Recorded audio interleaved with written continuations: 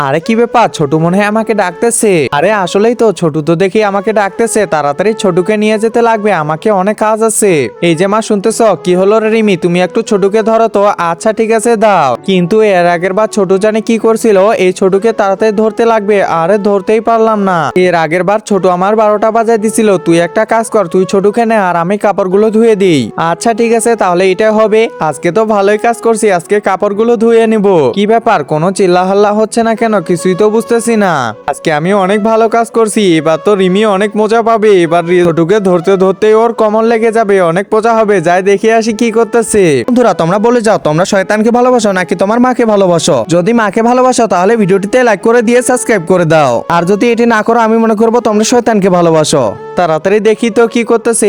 আরে রিমি কি করতেছে? রিমি তো ফোন চাপতেছে। তাহলে ছোটু কোথায় গেল?